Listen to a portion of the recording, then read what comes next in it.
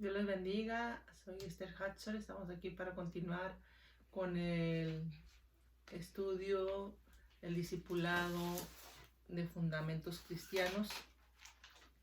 Esto es para ayudar y fortalecer a los nuevos creyentes.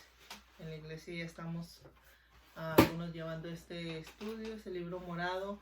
Son 12 lecciones de fundamentos bíblicos 100%.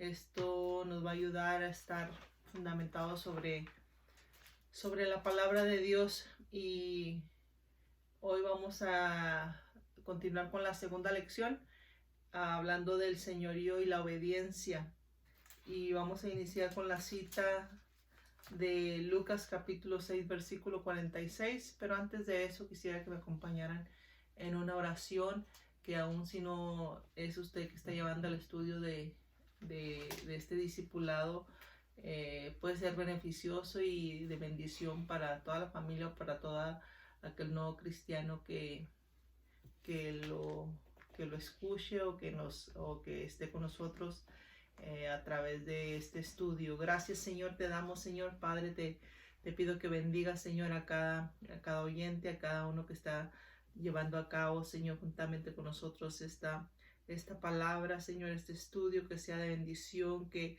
las dudas se aclaren, Señor, y que tú des respuesta, Señor, a cada pregunta que pueda surgir a través de tu santa palabra, mi Dios. En el nombre de Cristo te lo pido y te doy gracias.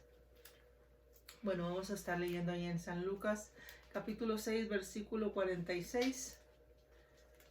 Y así dice la palabra de Dios.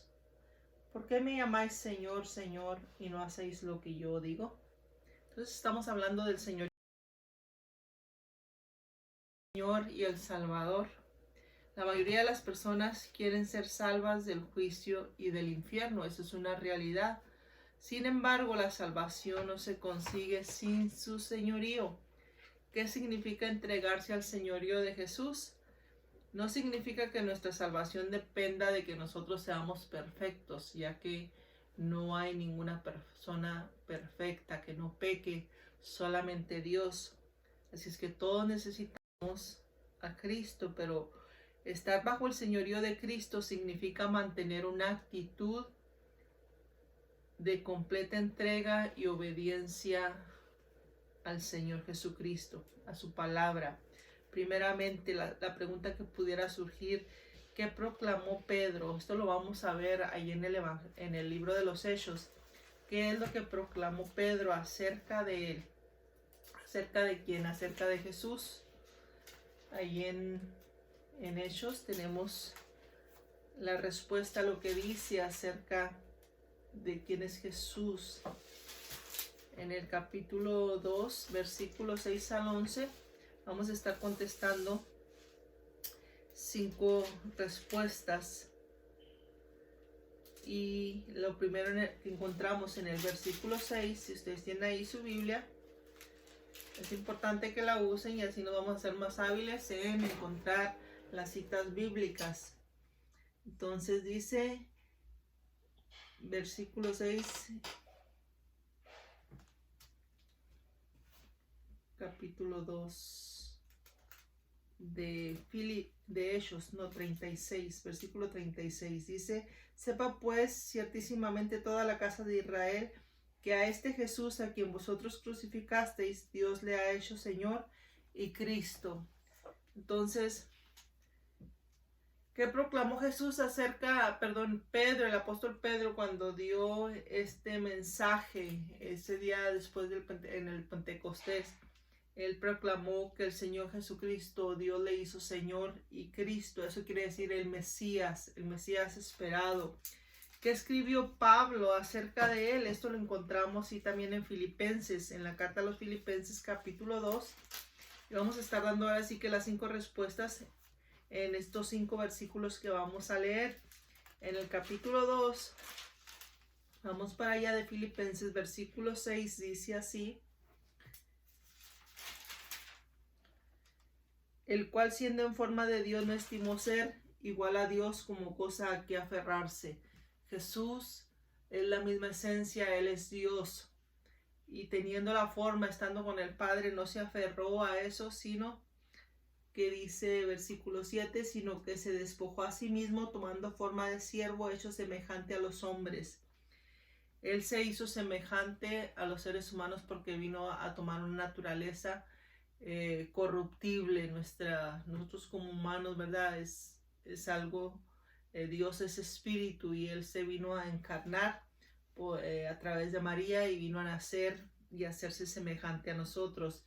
Versículo 8. Y estando en la condición de hombre, se humilló a sí mismo, haciéndose obediente hasta la muerte y muerte de cruz. Él se humilló a sí mismo y fue obediente hasta la muerte. Versículo 9. Por lo cual Dios también le exaltó hasta lo sumo y le dio un nombre que es sobre todo nombre. El nombre de Jesús es sobre todo nombre. Hay poder en ese nombre. Por lo tanto, en el versículo 10 nos dice, para que en el nombre de Jesús se doble toda rodilla de los que están en los cielos y en la tierra y debajo de la tierra. Ahí entendemos en el versículo 10 que toda rodilla debe doblarse ante Él porque Él es Dios. Versículo 11. Y toda lengua confiese que Jesucristo es el Señor para gloria de Dios Padre.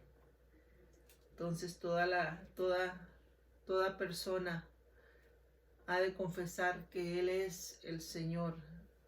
Cuando hablamos del señorío de Cristo es lo que hacemos.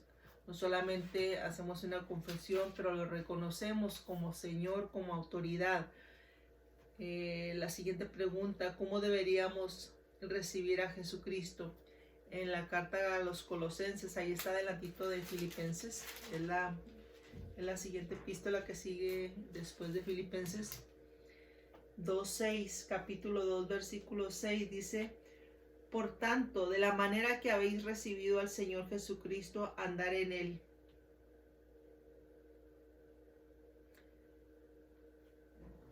¿Cómo deberíamos de recibir al Señor?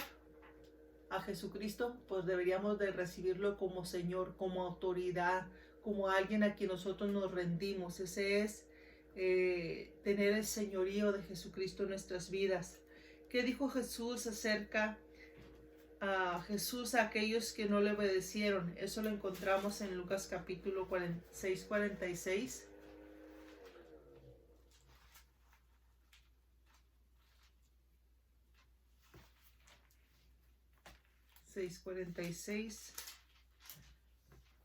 Y es la cita que acabamos de leer. ¿Por qué me llamas Señor, Señor, y no me obedeces? ¿Por qué me amas y no hacéis lo que yo digo?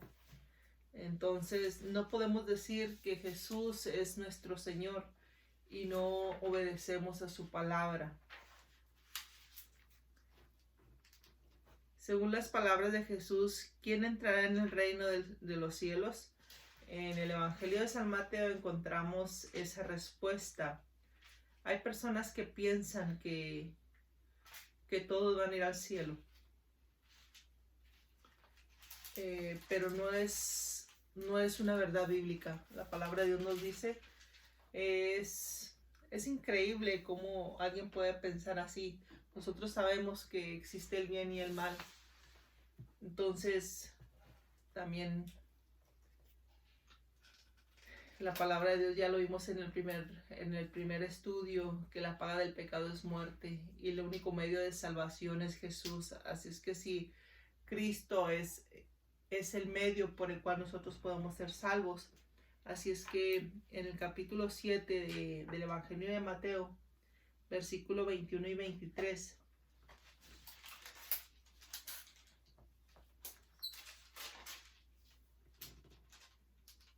dice: todo aquel que me dice Señor, Señor, no todo el que me dice Señor, Señor entrará en el reino de los cielos, sino el que hace la voluntad de mi Padre que está en los cielos. Muchos me dirán en aquel día: Señor, Señor, ¿no profetizamos en tu nombre y en tu nombre echamos fuera demonios y en tu nombre hicimos muchos milagros? Y entonces les declararé, nunca os conocí, apartados de mí, hacedores de maldad. Entonces, ¿quiénes, según las palabras del Señor Jesucristo, entrarán en el reino de los cielos? No es el que hace muchas obras, no es el que piensa que es bueno, sino es aquel que obedece la palabra de Dios. Por eso es importante que conozcamos la palabra de Dios, porque a través de la Biblia, a través de la palabra de Dios, nosotros entendemos y podemos conocer cuál es la voluntad de Dios. Y esa es la única forma de que nosotros podemos obedecer al Señor también. Así es que ahí hay una aplicación para su propia vida de cómo es que esto aplica a nuestra vida. Dios quiere obediencia todavía en cada uno de sus hijos.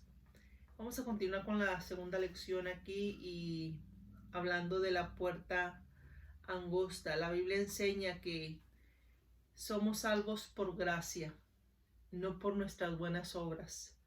No podemos ganar nuestra entrada al cielo por nuestro buen comportamiento, por decirlo así.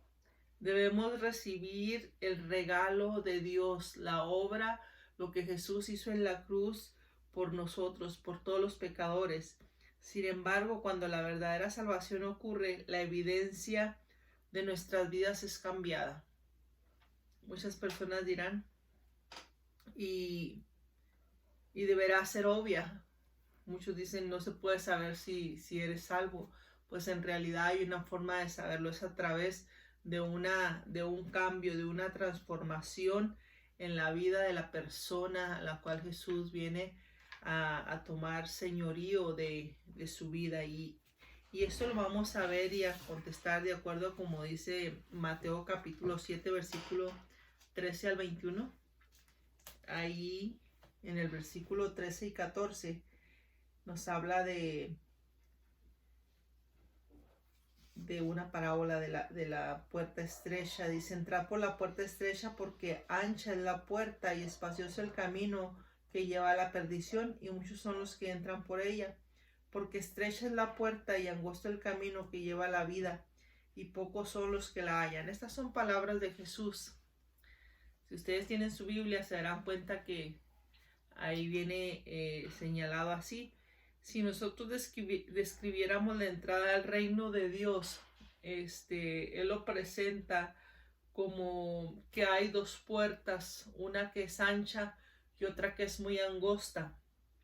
Entonces, mucha gente puede entrar por la puerta ancha, pero dice que asimismo es la entrada al cielo. Muchos van por la puerta ancha, pero pocos son los que entran por esa puerta angosta. Y Cristo es la puerta, es el único medio para que nosotros podamos entrar ahí. Así es que esa es la forma, ¿verdad?, de describir la vida y la muerte o la destrucción. ¿Cómo podemos decir quién es un creyente verdadero y quién no lo es? Bueno, pues aquí lo encontramos también en el versículo 16. Dice, por sus frutos los conoceréis. ¿Acaso se recogen uvas de los espinos o higos de los abrojos? Entonces, una forma que es obvia y evidente en un creyente es a través de su comportamiento, a través del fruto, según lo dice la palabra de Dios, que tipo de, según como conocemos los árboles frutales, cada árbol tiene un tipo de fruto. Igual, un árbol de manzana no puede dar peras, pero así un hijo de Dios, un hijo de Dios no puede dar frutos malos si es un hijo de Dios. Y por los frutos vamos a darnos cuenta la distinción entre un hijo de Dios y uno que no lo es, o entre un verdadero cristiano y uno que solamente lleva el nombre. ¿Cuál es el destino de aquellos que dan mal fruto?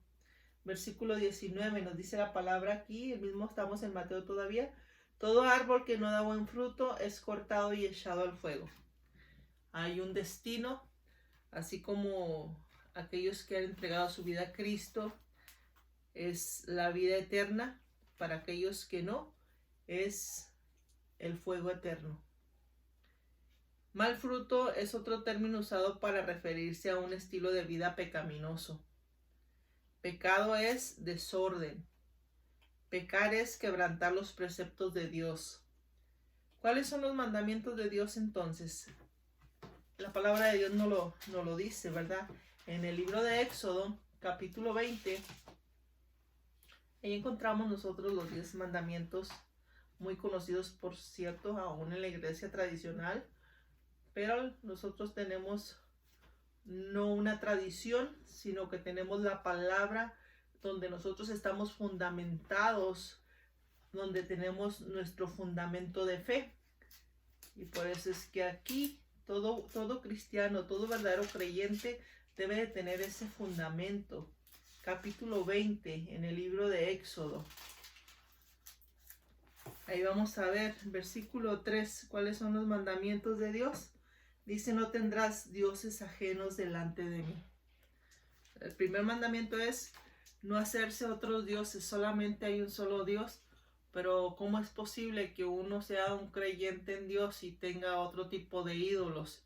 Eso no puede ser, no concuerda con un verdadero creyente.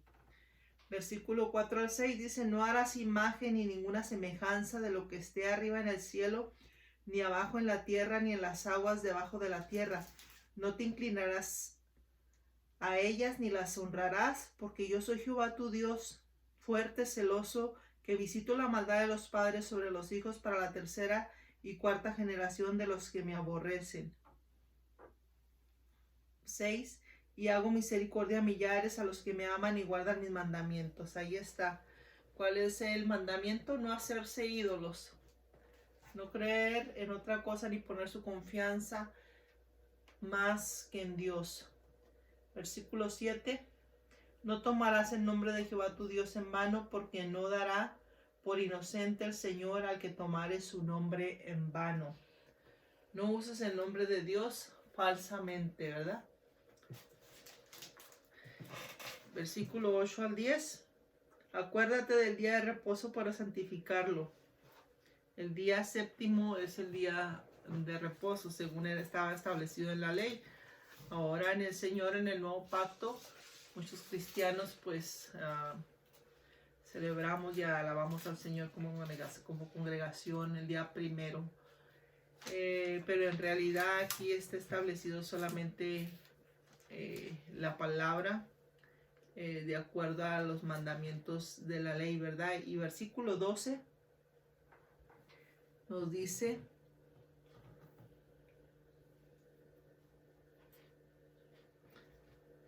era versículo 8 al 10.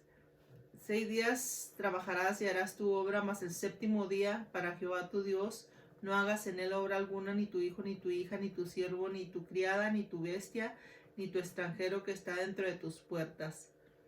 Aquí el principio es acerca del día de reposo, es dar un lugar para el Señor, ¿verdad? Donde se reconoce, donde se descansa. Dios mismo descansó. Cuando nosotros leemos el libro de Génesis, ¿verdad? En el principio que hizo su creación y descansó un día. Versículo 12.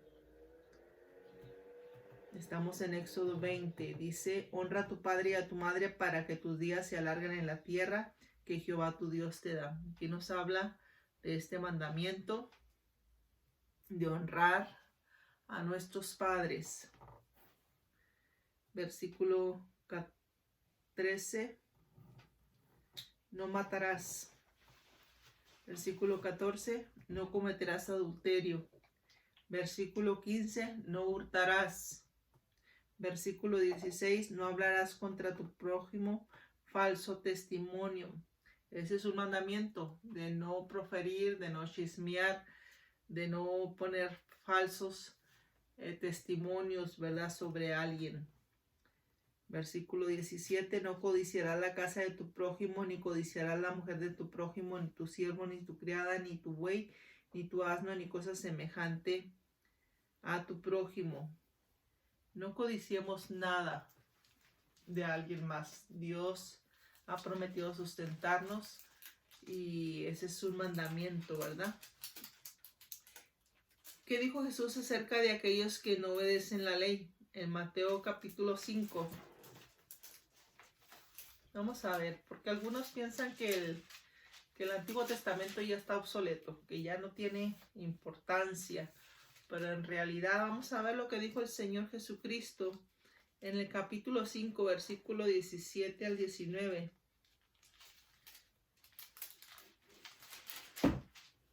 Dice, no penséis que he venido para abrogar la ley o los profetas, no he venido para abrogar, sino para cumplir. En otras palabras, Él no vino a quitar la ley, sino vino a dar cumplimiento a la ley. Versículo 18 dice, porque de cierto os digo que hasta que pasen el cielo y la tierra, ni una jota ni una tilde pasará de la ley, hasta que todo se haya cumplido. Así es que la palabra de Dios se cumple y la palabra de Dios no debe ser quitada, sino más bien es cumplida, ¿verdad? Y esto lo vamos a ir entendiendo un poquito más adelante, cómo se cumple la palabra, las profecías, aún en Jesús. Jesús es la palabra viva y la palabra tiene cumplimiento en Él. Las profecías tienen cumplimiento en Él. La ley para nosotros, ¿qué es entonces? ¿Qué es lo que nos lleva a Cristo? ¿Por qué es importante la ley? Porque si nosotros vemos en Gálatas capítulo 23, diríamos nosotros, bueno, entonces, ¿qué importancia tiene para nosotros los cristianos o los creyentes de este tiempo la ley o el Antiguo Testamento, verdad? Aquí vamos a ver capítulo 3, versículo 24, qué es lo que nos dice la palabra de Dios. Dice, de manera que la ley ha sido nuestro ayo para llevarnos a Cristo, a fin de que fuésemos justificados por la fe. A través de la palabra de Dios, a través de la ley, eso nos lleva a nosotros a reconocer que necesitamos un Salvador, porque si no fuera por la palabra no reconoceríamos, no entenderíamos que estamos en pecado, que estamos faltos y que necesitamos un medio de salvación. La ley nos muestra cuán pecadores nosotros somos. Nos enseña la gran necesidad que tenemos de un Salvador. La muerte de Cristo en la cruz alcanzó lo que nadie podía haber hecho por sí mismo. Sin embargo, nosotros somos salvos para continuar viviendo, no para continuar viviendo en pecado, sino para vivir una vida que le agrade a Dios. Y entonces, ¿por qué promete Dios a aquellos que le obedecen y a aquellos ¿qué es lo que promete a los que obedecen? ¿Cuál es la distinción, pues, en quienes obedecen su palabra y quienes no la obedecen? O quienes son desobedientes, y esto aplica a creyentes especialmente, ¿verdad? Pero también a aquellos que no, pues ahí está la respuesta en Deuteronomio capítulo 11, en el versículo 26 al 28. Dice, he aquí yo pongo hoy delante de vosotros la bendición y la maldición. La bendición, si oyeres los mandamientos de Jehová vuestro Dios que yo os prescribo hoy. Y la maldición, si no oyeres los mandamientos de Jehová vuestro Dios, que os apartéis del camino que yo os ordeno hoy para ir en pos de dioses ajenos que no habéis conocido. Ahí está. Dios siempre da una lección, como veíamos en la primera lección acerca de la salvación. Él nos, así como con Adán y Eva, le dio la lección, ¿verdad? Le presentó todo lo que creó. Dijo, puedes hacer esto, pero le dio una orden, no comerás de este árbol. Sin embargo, la decisión estuvo en Adán, y así Dios mismo ha puesto en nosotros voluntad y decisión para determinar nuestras acciones, ¿verdad? Podemos hacer lo bueno, podemos hacer lo malo, y sabemos que también eso traerá consecuencias. Así es que, ¿cuál es la diferencia entre aquellos que aman a Jesús y aquellos que no? En el Evangelio de San Juan tenemos ahí en el capítulo 14. Entonces, ¿qué distinción hay o cómo Dios los ve? Versículo 15 Dice, si me amáis, guardad mis mandamientos. El que ama a Dios realmente no es aquel que dice cómo ama a Dios o yo creo en Dios y eso es suficiente, sino más bien Él quiere que guardemos su palabra, en otras palabras, que obedezcamos a lo que Él dice. Él quiere, y aquí estas son palabras de Jesús también. Versículo 24. Dice, el que no me ama no guarda mis palabras, y la palabra que habéis oído no es mía, sino del Padre que me envió. Entonces, la palabra, esto viene directamente de Dios. Hay muchos que, yo no sé cómo es eso, dicen que creen en Dios, pero no creen en la Biblia. La Biblia es la palabra de Dios. Cristo es la palabra viva y la Biblia es la palabra escrita. Aquí Él se revela y revela su propósito y revela su voluntad y revela su voluntad al hombre. Así es que es importante que nosotros escudriñemos y conozcamos la palabra de Dios una vez más. ¿Qué dijo Pablo? Que no debe existir en nuestras vidas como creyentes. En Efesios, ahí vamos a encontrar en el capítulo 5, versículo 3 al 5. Dice así, pero fornicación y toda inmundicia o avaricia ni aun se nombre entre vosotros como conviene a santos. Ni palabras deshonestas, ni necedades, ni tranerías que no convienen, sino antes bien acciones de gracias, porque sabéis esto, que ningún fornicario, inmundo o avaro que es idólatra tiene herencia en el reino de Cristo y de Dios.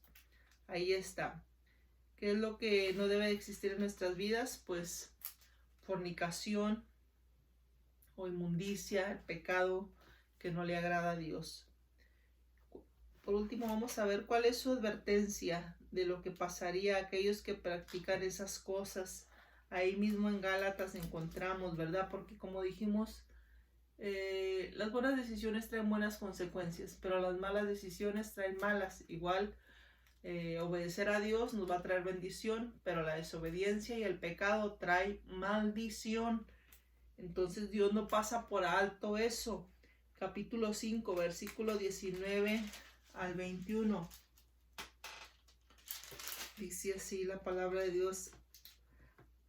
Hablando entre vosotros con salmos. Perdón, esto es en Gálatas. Vamos a Gálatas. Gálatas capítulo 5, 19 al 21. Dice, y manifiestas son las obras de la carne, que son adulterio, fornicación, inmundicia, lascivia, idolatría, hechicerías, enemistades, pleitos, celos, iras, contiendas, disensiones, herejías, envidias, homicidios, borracheras, orgías y otras cosas semejantes a estas, acerca de las cuales os amonesto, como ya os lo he dicho antes, que los que practican tales cosas no heredarán el reino de Dios. Entonces, ahí vemos qué es lo que pasaría. ¿Cuál es la advertencia para aquellos que practican tales cosas? ¿Cuál es la razón por la cual la gente vive en pecado aún piensa que es cristiano? Pues vemos aquí vamos a ver una cita en Efesios, pero también vamos allá a Corintios primero, primera carta a los Corintios, capítulo 6, versículos 9 al 11. Dice, ¿no sabéis que los injustos no heredarán el reino de Dios? No erréis, ni los fornicarios, ni los idólatras, ni los adúlteros, ni los afeminados, ni los que se echan con varones, ni los ladrones, ni los ávaros, ni los borrachos, ni los maldicientes, ni los estafadores heredarán el reino de Dios. Y esto eras algunos, mas ya habéis sido lavados, ya habéis sido santificados, ya habéis sido justificados en el nombre del Señor Jesús por el Espíritu de nuestro Dios. Y en Efesios vemos en 5:6 que dice así, nadie os engañe con palabras vanas, porque por estas cosas viene la ira de Dios sobre los hijos de desobediencia. Así llama Dios a aquellos que no quieren obedecer, a aquellos que quieren vivir su vida como quieren en pecado, Así que, ¿qué es el engaño? ¿Qué significa? Es cuando alguien no tiene respeto, ¿verdad? No tiene respeto para Dios. Y vamos a orar que el Señor nos ayude a vivir una vida santa. Si se puede, no es por nuestros méritos, como ya hemos estudiado y como la palabra de Dios nos indica. Alguien dirá, bueno, pues era imposible entonces entrar al reino de Dios. Claro que no, porque una vez que Cristo viene a nuestras vidas por el poder de su Espíritu y su palabra, Él nos santifica y nos ayuda a vivir, no a ser perfectos, pero sí a vivir una vida que le agrade a Dios y viviendo en obediencia. Hagamos una oración. Bendito Dios, gracias por tu palabra, gracias porque nos enseñas, Señor, la forma en que tú quieres que vivamos, Señor, y lo que realmente significa tener a Cristo como Señor y Salvador, Señor. Gracias por salvarnos, Señor. Padre, y si alguno está escuchando, Señor, mi Dios, en esta hora, viendo este mensaje, este estudio, toca su vida, toca su corazón y permítele rendir su voluntad a ti, Señor, pues es en ti el que tú nos das el poder para, para vivir, Señor, y para vivir en obediencia a tu palabra. En el nombre de Jesús. Amén. Que el Señor les bendiga ricamente.